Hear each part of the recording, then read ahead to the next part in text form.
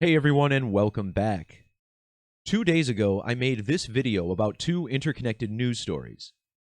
On Friday, October 21st, a fire broke out at a multi-family home in Hartland, Wisconsin, the same exact date that a plane crashed into a multi-family home in Keene, New Hampshire.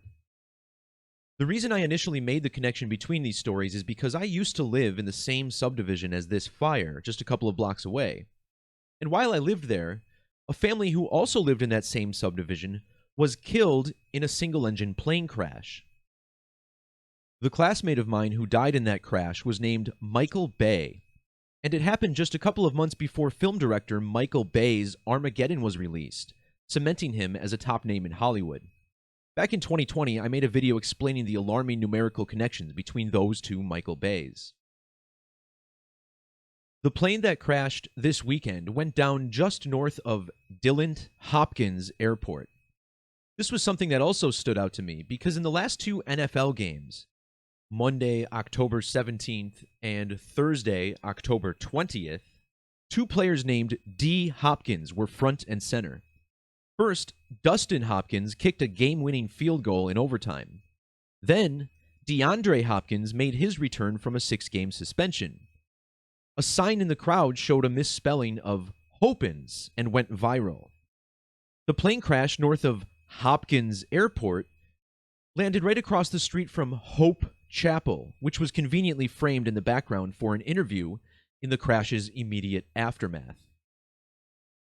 A chapel or church is where people worship Jesus Christ. After kicking his game-winning field goal, Dustin Hopkins awkwardly thanked Jesus Christ. My video discusses why he did so in this particular game, but more importantly, how the name Jesus Christ connects these two tragedies in Hartland, Wisconsin.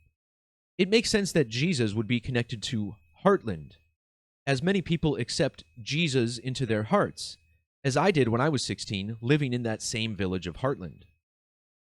So why am I making this follow-up video? Last night, the names of the fire's victims were released, and I literally could not believe what I saw in the article. The NFL team that represents Wisconsin, where this fire occurred, is the Green Bay Packers. The Pack suffered a heartbreaking loss on the road just hours before this article with the names was published. Their loss was in Washington, D.C., which is the same city that Michael Bay and his mother were on their way back to in 1998 when their plane crashed, killing everyone on board.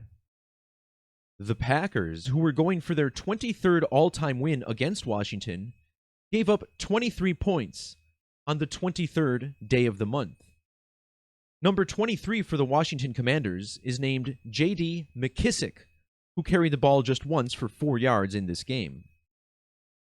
The J in J.D. McKissick stands for Joshua.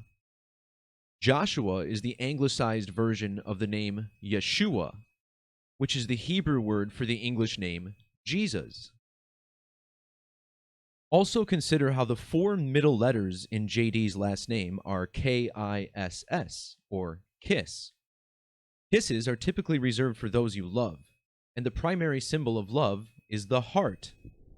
While the village of Hartland is not actually spelled with an E, it's easy to see why people make that mistake regularly, as the font style used in all of its signage makes it look like it is. These connections, in addition to what I already shared the other day, may seem pretty intriguing. But would you believe that the names of the only 2 adults killed in this fire, Connor and Jessica, both shared the last name McKissick?